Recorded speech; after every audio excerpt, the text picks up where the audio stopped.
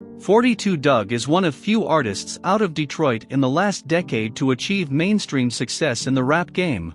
Known for his catchy, melodic flows and his signature whistle adlib, 42 Dugg has made a name for himself by catching the attention of several other acclaimed rappers like Lil Baby and Yo Gotti, while also putting out a consistent flood of hits. The rapper has a uniquely distinct voice and a calm, but confident delivery on the mic. His biggest song to date, We Paid, with 4PF associate Lil Baby, has racked up 219 million views on YouTube and 163 million plays on Spotify. 42 Dugg has spent much of his adulthood thus far behind bars, but he is now on pace to become one of the biggest artists out of Detroit ever. 42 Dugg was born Dion Marquise Hayes on November 25, 1994, in the east side of Detroit, Michigan. He says he fell in love with music while skating at the local roller skating rink, Royal Skateland. It was there that he began to listen to artists like T-Pain, Pretty Ricky, Ying Yang Twins, Young Jeezy, T.I. and more. 42 Dugg says the music helped him find his rhythm while skating. At age 15, he would find himself in his first serious legal bid, getting arrested for carjacking and felony firearms possession. He was sentenced to 4 years in prison. 42 Dugg would receive an additional 2 years for involvement in a physical altercation during his sentence. During his time in prison, he says he went into solitary confinement 2 different times. The first time was because he threw hot water on another inmate. The second time he was sent to Hull because a police officer wrote him up for threatening behavior. Solitary confinement is where 42 Dugg's rap career was born. He says his first time in confinement, he was unable to write any songs that he thought were good. However, in his second stint in the Hull, he would write the lyrics for several future songs that would go on to be successful. In this tiny, cramped cell, 42 Dugg wrote his first rap lyrics, simply to pass the time. During the 1 hour that he was allotted to leave confinement every day, he would rap those lyrics to his fellow inmates.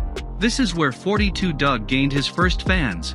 In 2017, 42 Dugg was finally released and allowed to pursue his newfound rap dreams. The following year in 2018, he dropped his first 2 mixtapes, labeled 11241 Waben and 11241 Waben.2. The second project featured his first breakout single, Mama, I'm Sorry.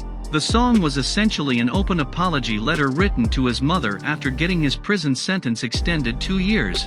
The song was written in confinement and was the first song he recorded after being released from prison. 42 Dugg would also garner some attention online in 2018 from another single called The Streets, featuring Babyface Ray. The same year, while shooting dice with T Grizzly one day in LA, he met Atlanta rapper Lil Baby. When they first met, 42 Dugg didn't even make music yet, and Lil Baby had recently just started. Originally, the two were just gambling partners. In an interview with Billboard, Lil Baby says, "I ain't never seen any other young and ass gambled and liked gambling as much as I did." Even after 42 Dugg started rapping, Lil Baby didn't know that he made music. However, one day, 42 Dugg says that Lil Baby found out that he was a rapper and asked to listen to his music.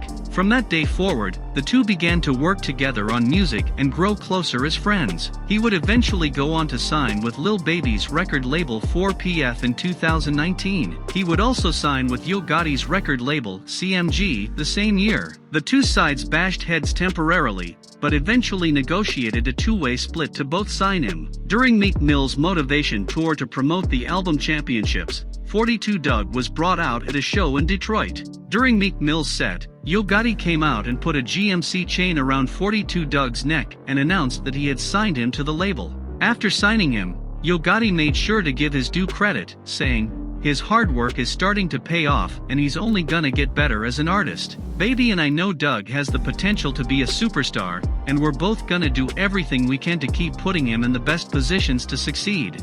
Though 42 Dugg has kept his nose clean for the most part since serving his 6-year bid, he has found himself in a little bit of trouble with the law as of late. The rapper has been on probation since 2010.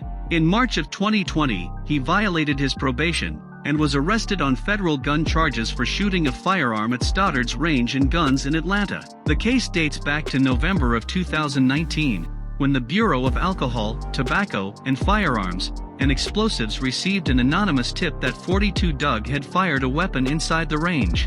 As a convicted felon, the rapper is not even allowed to touch a firearm. In August of 2020, he would get arrested again, this time for fleeing from a police officer after getting pulled over.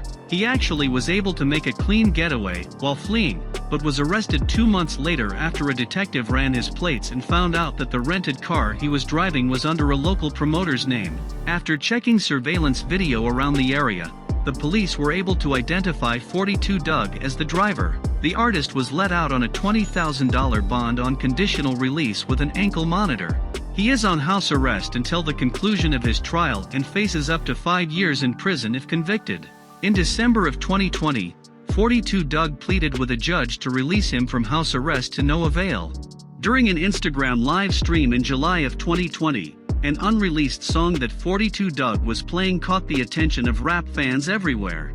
In the stream, it appears that the lyrics of the song say, I ain't know if marshmallow can make a beat that hard, man. After everything I gave, how you tell me I ain't shit? All the money that I made, that was supposed to keep us lit. I was out here sucking dick, I was trying to pay the rent. The clip of the song playing went viral on social media, with many fans quick to deem the rapper as gay. However, 42 Dugg quickly cleared the situation upon his Twitter with the corrected lyrics, "Hoes out here sucking D***K. I was trying to pay her rent." The incident was so newsworthy that some media outlets even reported that Lil Baby was planning on dropping 42 Dugg from 4PF. No evidence indicates that this is true though. This moment brought a lot of negative attention to 42 Dugg's name, with many critics claiming that he was lying and is, in fact, gay. The Detroit artist also found himself in the headlines that same month, when his ex-girlfriend took to an Instagram live stream to publicly ridicule him.